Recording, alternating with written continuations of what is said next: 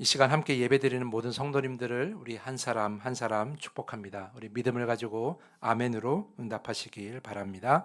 평안하십시오. 성령 충만하십시오. 이 시간의 말씀과 또한 여러분의 또 기도 그 모든 것을 통하여서 마음을 찢는 회개로 주님 앞으로 한 걸음씩 나아가는 우리 용기 있는 여러분 모두가 될 수 있기를 간절히 축복합니다. 근심한다는 것, 염려한다는 것은 우리 신앙생활과 잘 어울리지 않는다라고 생각합니다. 그도 그럴 것이 우리는 근심과 또 염려보다는 기쁨이란 말을 더 많이 사용하기 때문이죠. 복음이란 말을 우리가 많이 하는데 그 복음이라는 의미가 기쁜 소식, 복된 소식이라는 의미가 있어요. 그래서 그 소식을 그 복음을 받은 우리는 기뻐해야 한다. 당연히 기뻐해야 한다라고 우리는 생각합니다.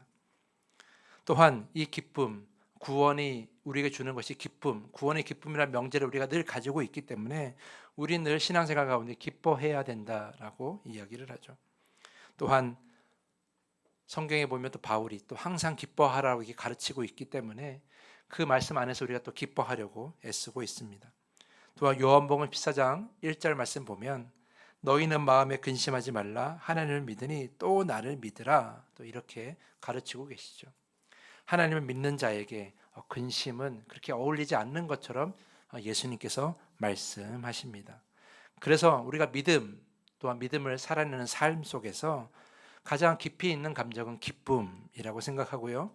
근심이나 염려 이런 감정들은 그렇게 어울리지 않는다라고 우리는 생각합니다. 그래서 성도로서 마땅히 기뻐해야 한다라고 이렇게 우리는 생각해 왔습니다. 하지만 우리가 오늘 다른 이야기를 해 보려고 합니다. 누가복음 13장을 보면 한 사람이 예수님께 묻습니다. 주님, 구원받을 사람이 적습니까? 예수께서 그들에게 대답하십니다. 너희는 좁은 문으로 들어가기를 힘쓰라. 내가 너희에게 말한다. 들어가려고 해도 들어가지 못하는 사람이 많을 것이다. 이 이야기는 복음의 문이 매우 좁다라는 것을 의미하는 것이 아닙니다. 복음의 문은 누구에게나 다 열려 있습니다. 세상 모든 사람들이 다 구원받기를 하나님은 바라고 원하시며 지금도 일하시고 계십니다. 그런데 그 복음을 받아들이는 것이 우리가 어렵다라는 거예요. 그 복음을 받아들이고 온전한 믿음을 가지고 우리가 삶을 하루하루 살아내는 것이 그것이 너무나 어렵다라는 것이죠. 그래서 좁은 문이라고 표현하는 거예요. 그래서 들어가려고 해도 들어가지 못한 사람이 많다라고 예수님께서 말씀하시는 거죠. 마태복음 16장 말씀을 보면 예수님께서 제자들에게 이렇게 말씀하십니다. 누구든지 나를 따라오려거든 자기를 부인하고 십자가를 지고 나를 따를 것이니라.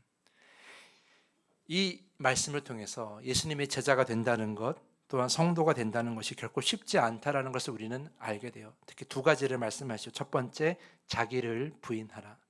나의 생각, 나의 감정, 나의 욕심, 나의 계획, 그리고 내가 가지고 있는 모든 것들을 다 부인할 줄 알아야 되는 거예요. 그리고 예수님을 그 안에 담아야 되는 것이죠. 그것이 예수님을 따르는 제자의 첫 번째 모습이에요. 두 번째는 뭐예요? 자기 십자가를 지는 거예요. 우리는 사복음서를 통해서 십자가를 지는 것이 얼마나 어려운 일인지를 우리는 너무나 잘 알고 있어요. 그런데 예수님께서 우리에게 말씀하시죠. 십자가를 지고 나를 따를 것이니라. 결국 이 말씀을 통해서 우리가 깨닫는 것은 우리가 알고 있는 믿음과 삶은 늘 기쁘고 늘 행복하고 늘 평화로운 것이 아니라 자기를 부인하는 어려움, 십자가를 지는 어려움, 그런 근심과 걱정 우리는 늘 가지고 있어야 된다라는 거예요. 그래서 늘 기뻐할 수만은 없는 거죠.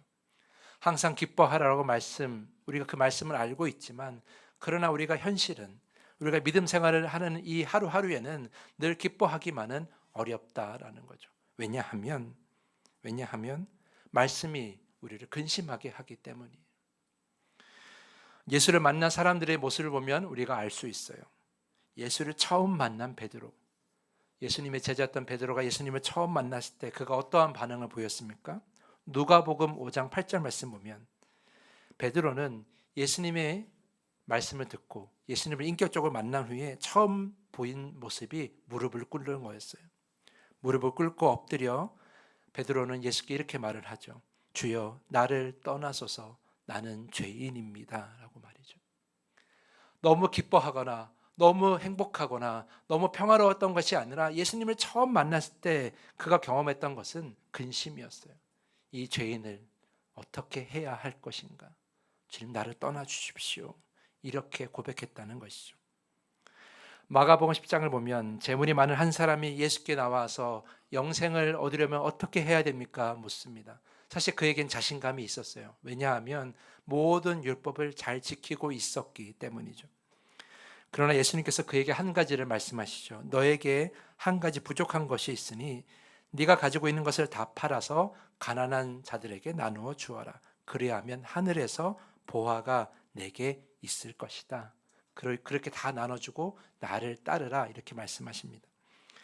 그 이야기를 들은 그 사람은 재물이 너무 많았기 때문에 근심하여 슬픈 기색을 띠고 예수님을 떠나갔다라고 이렇게 기록하고 있습니다.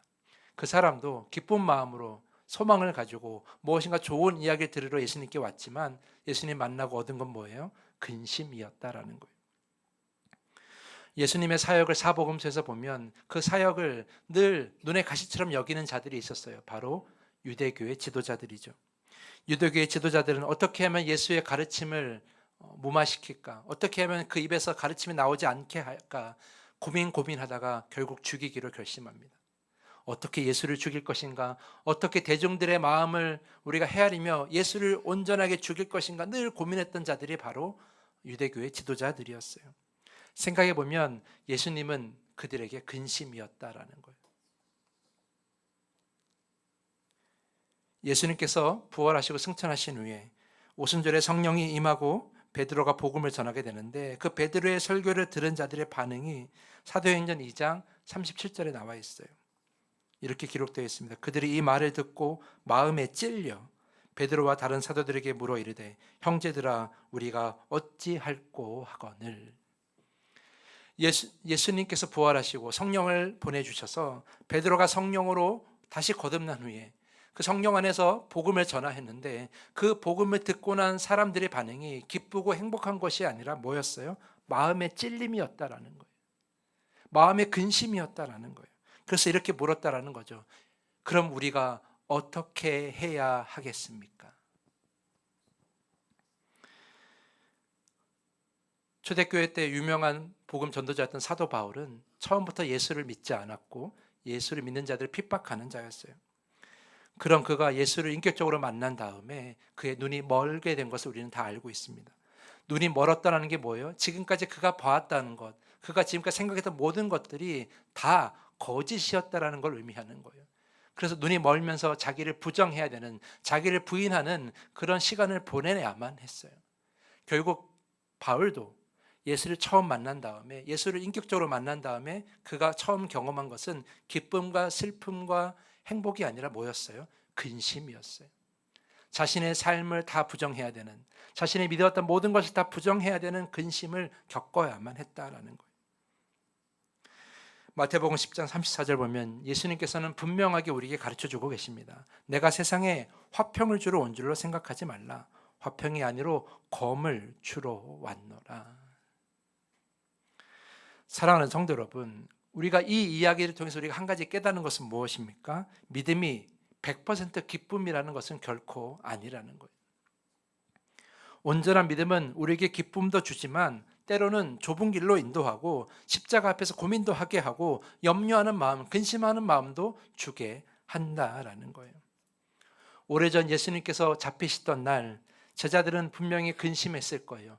예수님을 따라 십자가를 질 것인가? 아니면 예수님을 버리고 도망갈 것인가? 고민하고 염려하다 그들이 선택한 건 뭐예요? 예수를 버리는 거예요. 베드로는 몇 번 예수님을 쫓아갔지만 결국 그도 예수님을 부인하고 예수를 버렸습니다. 결국 우리에게도 그런 선택권이 주어지는 거예요. 세상을 살다 보면 예수님을 버려야 될지, 그래서 세상을 따라가야 될지, 아니면 세상의 법칙과 내 욕심을 버리고 예수님을 따라가야 될지 늘 그런 고민과 근심을 하게 되는 거죠. 그러한 근심을 오늘 본문 속에서 우리가 확인할 수 있는 거예요. 하나님께서 기뻐하시는 근심, 후회하지 않는 근심이 바로 그런 근심이라는 거죠. 여러분, 그러므로 한 가지를 기억하십시오. 믿음은 우리에게 근심을 줄 때도 있다라는 거예요. 말이 좀 이상하죠. 근데 제가 강단에 설교할 때마다 근심하지 마시고 늘 기뻐하시고 행복하고 평안하시라고 이렇게 이야기를 하는데 왜 오늘 목사님은 이상한 말을 하실까? 그러나 여러분, 제가 오늘 드리려는 말씀, 그 근심은 여러분이 흔히 알고 있는 그런 근심이 아니에요. 내가 주님과 멀어져서 갖는 근심, 내 삶이 말씀과 멀어져 갖는 근심, 내가 주님을 온전히 따르지 못해서 갖는 그런 슬픔, 그런 것이 모두 포함된 근심이라고 할 수 있는 거죠. 그러한 근심은 결코 오늘 본문에 있는 말씀처럼 후회하지 않는 근심이 될 거예요. 왜냐하면 그 근심이 우리의 삶을 온전케 하기 때문입니다. 오래전 기독교 신문에서 본 예화예요. 어느 목사님의 둘째 아이가 태권도를 배우는데 주일에 승단 심사가 있는 거예요. 이 자녀는 꼭 단을 따고 싶어서 목사님께, 아버지한테 이렇게 얘기합니다. 아빠, 국회의원에서는 주일에만 심사한대요. 태권도 단을 따기 위해서는 거기에 가야 하는데 내일 주일이니 어떻게 해야 돼요? 교회를 가야 돼요? 아니면 단을 따러 가야 돼요? 단도 따고 싶고 교회도 가고 싶은데 어떻게 해야 할까? 이렇게 물었다라는 거예요. 목사님은 아이가 어떻게 고민할지 보려고 아무 말도 하지 않았는데 아이는 이렇게 중얼거렸다라는 거예요. 예배는 언제나 드릴 수 있으니까, 태권도 단을 따는 건 이번 한 번뿐이니까 하나님이 이해해 주시지 않으실까? 아니야, 주일은 하나님께 예배 드리는 날인데 빼먹으면 안 되지. 그러다가 하나님께 혼나면 어떡하지? 또 이런 생각을 하다가 계속해서 고민했다라는 거예요. 어떻게 했을까요? 여러분이라면 어떻게 하시겠습니까? 물론 그 정답은 저도 몰라요. 제가 여러분들 드리고 싶은 말은 어느 길이 정답이고 어느 길이 틀리다란 말을 하고 싶어서 그런 것이 아니에요. 제가 드리고 싶은 말씀은 이거예요. 무엇이냐면 우리가 말씀을 따라 살다 보면 세상 사람들은 하지 않는 그런 고민과 걱정과 근심을 하게 될 때가 있다는 거죠. 우리 딸이 그런 말을 한 적이 있어요. 아빠, 우리 반 아이들, 내 친구들은 다 토요일 주일이면 놀러 가는데 아빠는 왜 맨날 교회에만 있어? 아빠는 왜 맨날 예배만 드려? 우리는 언제쯤 토요일 주일날 놀러 갈 수 있어? 이렇게 이야기를 하는 거예요. 이해하면서도 답답하니까 그런 말을 했겠죠. 제가 그래서 제 딸에게 이런 얘기를 했어요. 너는 그래서 평일날 아빠 보고 싶을 때 마음대로 볼 수 있잖아. 이렇게 얘기를 한 적이 있어요. 우리가 믿음을 가졌기 때문에, 우리가 주님을 예배하기 때문에 우리가 어쩔 수 없이 고민해야 할 것들이 있어요. 특별히 그 세상과 세상의 삶과 세상이 갖고 있는 가치관과 그리고 세상 사람들이 그저 받아들이는 그런 세상적인 법칙과 그리고 내 안의 육체의 생각과 고민들, 그런 것들과 늘 부딪힐 때가 있다라는 거죠. 그것이 바로 오늘 이야기하는 근심이라는 거예요. 믿음이 있으면, 말씀에 순종하려고 하면 그 당연한 것들, 교회 다니지 않으면, 믿음 갖지 않으면 하지 않아도 되는 그런 근심들을 우리에게 하게 된다라는 거죠. 아까 예화에 나와 있는 그 목사님의 아들도 마찬가지예요. 그 아들이 아버지가 목사가 아니었다면, 그저 평범한 직장인이었다면 그런 고민했겠어요. 당연히 아빠한테 가서 내일 단 심사가 있으니까 우리 아빠 같이 가자 이렇게만 얘기했을 거라는 거예요. 믿음이 있다 보니까, 나에게 우리가 말씀을 따라야 된다는 그런 우리의 믿음이 있다 보니까 그런 고민을 하게 되는 것이죠. 어떻게 살아야 할 것인가, 이러한 고민이 우리에게 필요하다라는 거예요. 몇 달 전에 이제가 믿음을 시작하지 얼마 안 된 성도와 이야기를 나눈 적이 있는데 그 성도가 저에게 이런 이야기를 하더라고요. 목사님, 제가 이제 본격적으로 교회를 다니다 보니까 그리스도인으로서 어떻게 살아야 될까가 고민이 되더라고요 라고 이렇게 이야기를 하더라고요. 저는 그 질문이 매우 긍정적이다라고 이야기를 했고 잘 가고 있다라고 말씀을 드렸어요. 우리 안에 믿음이 있고 우리 안에 말씀이 있으면 늘 기쁨과 늘 행복함만 주는 것이 아니라 과연 내가 믿음 안에서 잘 살고 있는가를 우리는 질문하게 되고 근심하게 된다라는 거죠. 그거 너무나 당연한 이야기라는 거예요. 오늘 본문 말씀 보면 8절에 이렇게 기록되어 있습니다. 그러므로 내가 편지로 너희를 근심하게 한 것을 후회하였으나 지금은 후회하지 아니함은 그 편지가 너희로 잠시만 근심하게 한 줄을 알미라 라고 말이죠. 자, 오늘 읽은 고린도 후서 말씀, 이 고린도 후서의 배경이 되는 고린도 교회는 많은 문제가 있었어요.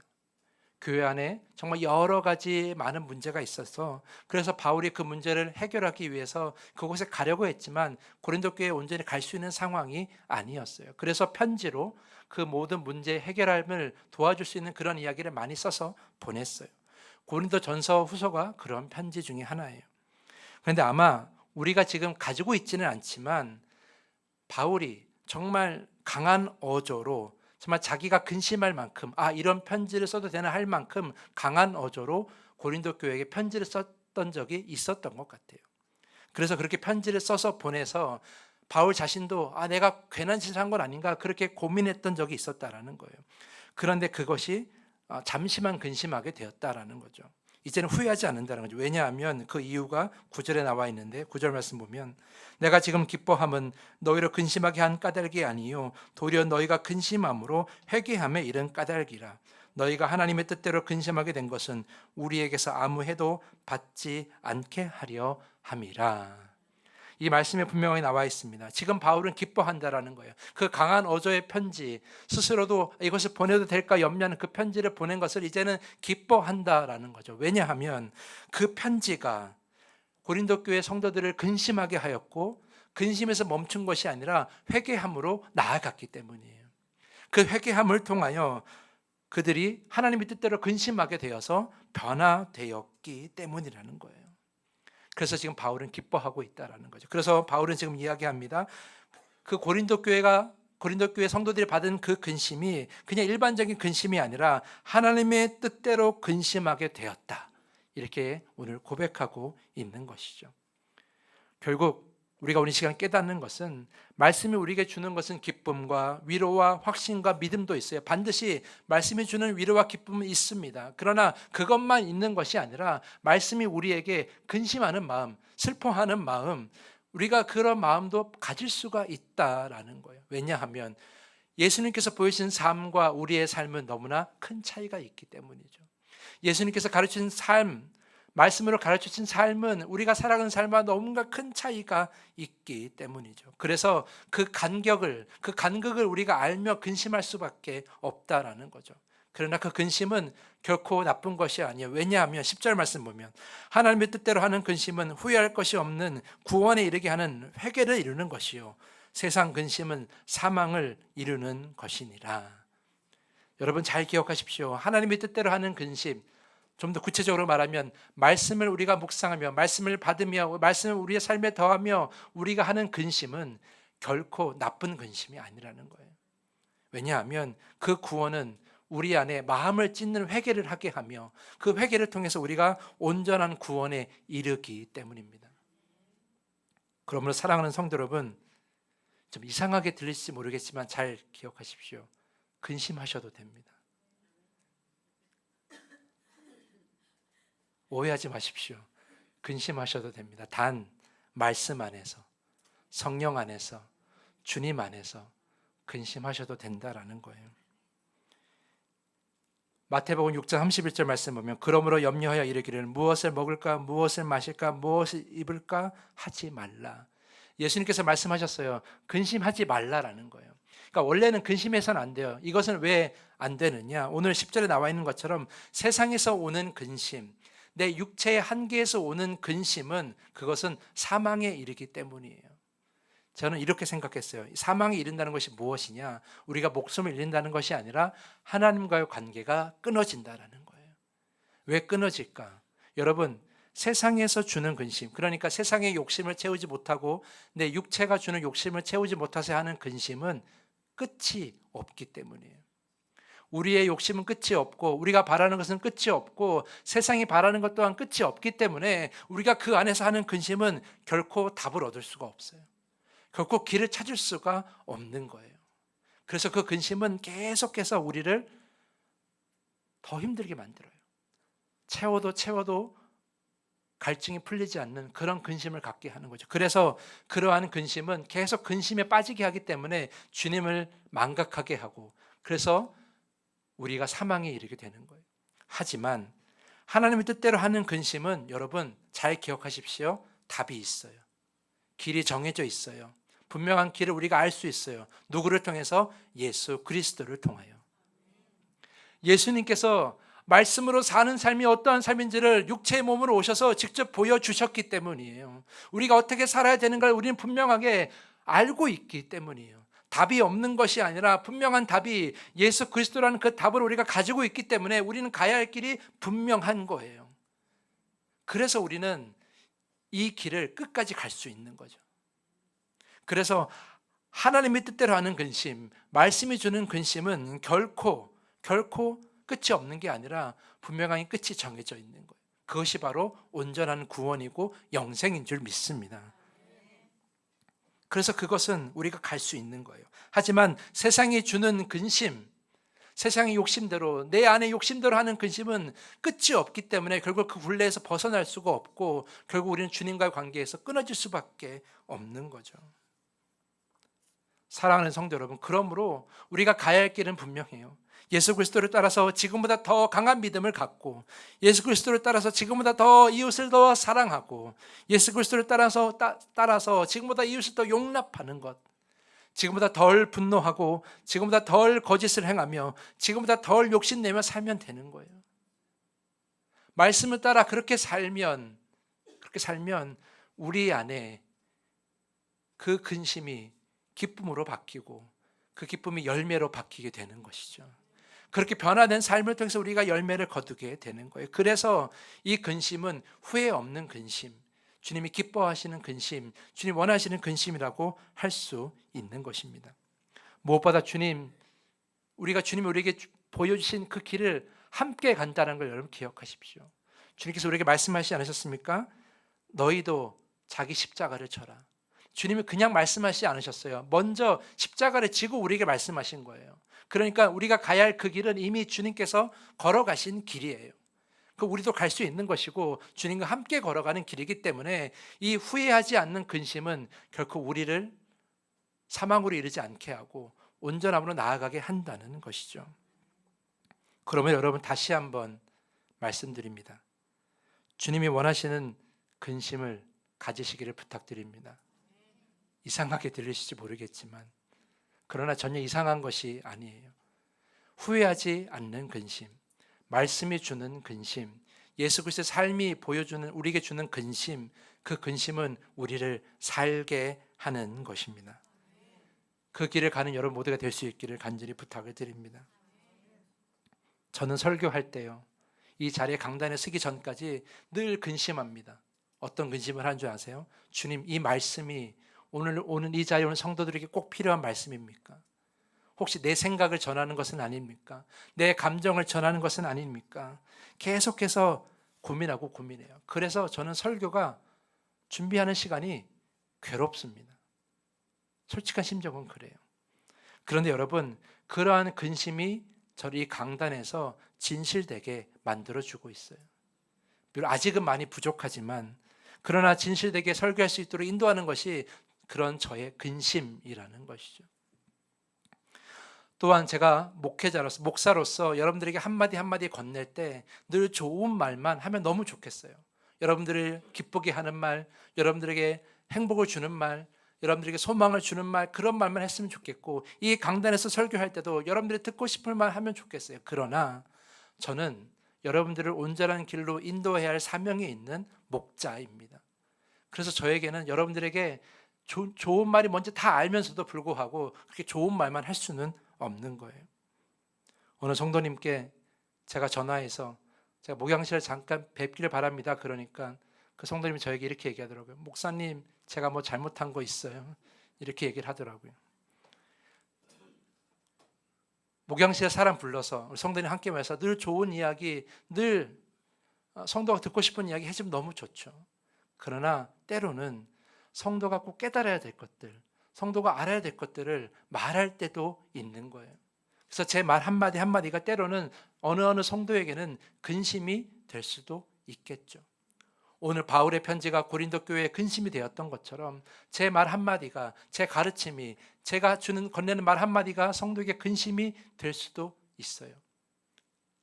하지만 여러분, 오해하지 마십시오. 제가 여러분을 미워해서 그런 말을 하는 것이 아니라 여러분들을 옳은 길로 인도하게 하기 위해서 저도 그런 말을 건네는 거예요. 근데 그 말을 할 때 저는 수십 번, 수백 번 기도하고 생각해요. 어떤 말은 4년 동안 생각하다가 한 말도 있어요. 그만큼 제가 고민한다라는 것이죠. 그렇게 고민하여 말하는 것은 혹시 오늘 바울의 말처럼 그 성도에게 근심이 되지는 않을까 염려해요. 하지만 이 말은 꼭 해야 하니까, 꼭 해야 하기 때문에 제가 할 때도 있음을 여러분이 이해해 달라라는 거예요. 사랑하는 성도 여러분, 다시 한번 부탁을 드립니다. 말씀으로 근심하십시오. 말씀으로 근심하십시오. 그 근심은 후회하지 않는 근심입니다. 그 근심은 여러분을 살게 할 것입니다. 그 근심은 여러분을 온전케 할 것입니다. 그 근심은 실제로 여러분을 모든 문제를 해결하는 길을 열어줄 것입니다. 쓸데없는 고민으로 예수님을, 우리 하나님을 망각하는 그런 일을 하지 마시고 주님이 원하시고 기뻐하시는 근심만 채워나가는 그런 내년이 되길 간절히 축복합니다. 그래서 정말 참된 기쁨을 얻는 여러분 모두가 되기를 간절히 축복하면서 오늘 말씀을 마치겠습니다. 이 시간에 함께 찬양하겠습니다. 우리 주님 내 안에